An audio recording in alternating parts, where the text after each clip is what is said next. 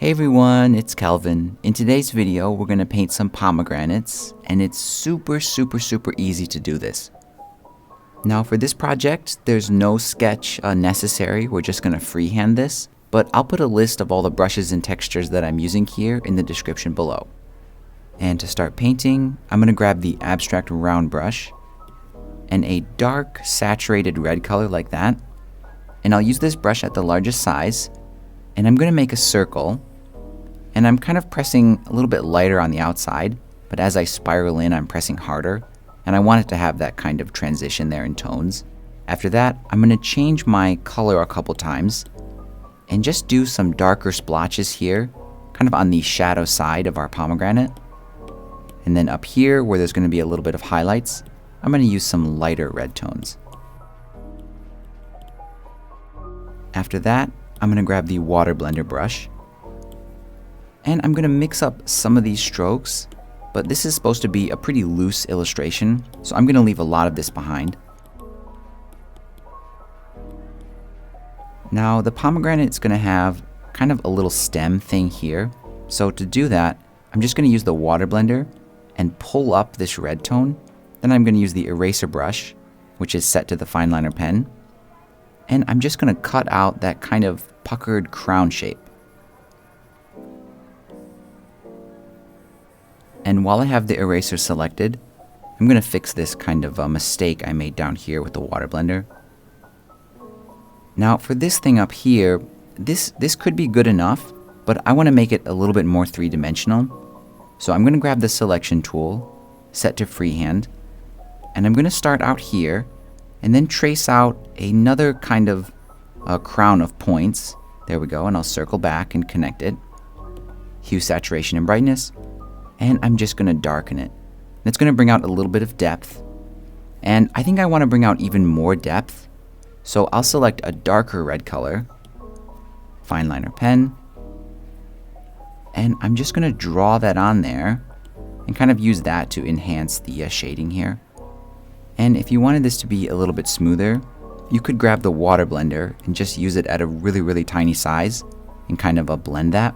But I actually like this kind of impressionist look, so I'm going to leave it kind of rough. And at this point, it definitely looks like a pomegranate, but I want to add some more kind of fun details like leaves and stuff.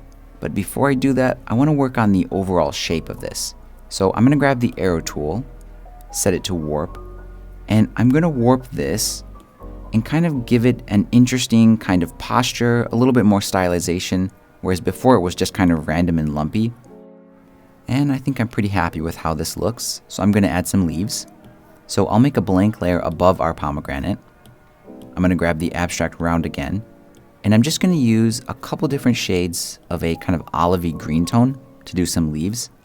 And these are all stroke-based leaves, so I'm just sort of starting with a light pressure and then kind of pressing harder and then tapering it off. And I'm going to do a couple of random leaves, but I'm going to make sure to change the color once in a while. There we go. Now the reason I did these leaves on their own layer is because I need to erase them so they're behind the pomegranate. Even if I just move the layer behind, you can still see them kind of showing through due to the transparency. So I'm just going to grab the eraser brush. I'm going to make sure the leaves are selected, and I'm just going to erase them wherever they're overlapping on the pomegranate. And while I've got the eraser selected, I'm also going to use it to sharpen some of these leaves because they ended up too blunt. And just to kind of match the eclectic style here, I'm just going to continue using the eraser and erase a line down the middle of a couple of these leaves, just to function like veins. There we go.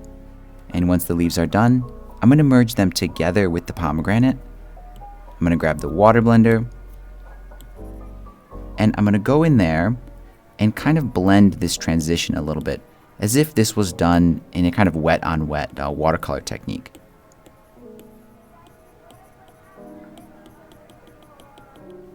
And this one could be done, but it does look a little bit flat to me.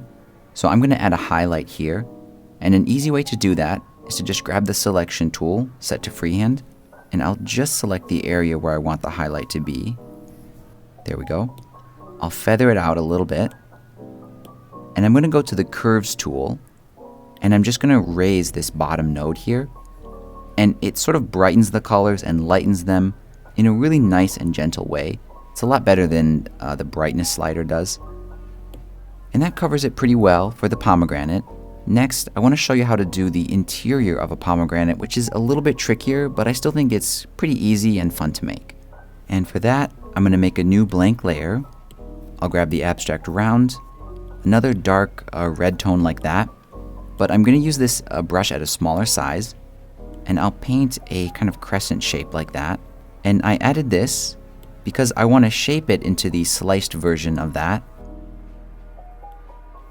There we go. Then I'll use the abstract round again, but I'm going to use a saturated, warm, I guess it's a warm gray tone like that, but pretty saturated.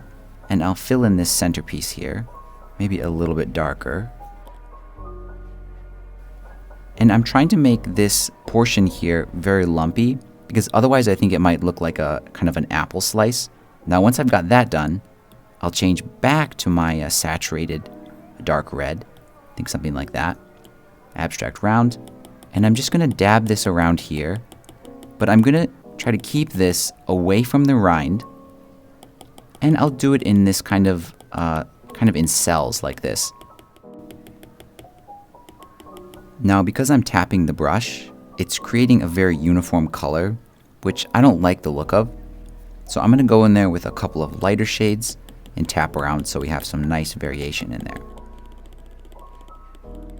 Now, with the main colors for this all laid down, I think it's a good idea to do a little bit of blending. So I'll grab the water blender and kind of blend this all over, but very lightly. I don't want it to just be blurry, so I'll leave a lot of structure behind. And to finish it up and give these seeds a little bit more structure, I'm going to switch my brush to the fine liner pen and use a couple different shades of this red tone and make all these little circles all over this. And if you want to make these seeds a little bit shinier, all you have to do is use a very, very light pink tone like that, same fine liner pen, and just draw a C shape kind of on one side of a bunch of random seeds. And there we go, our pomegranate is all done, and here's a closer look at the final result. Now, if you think I've earned it, please give this video a like.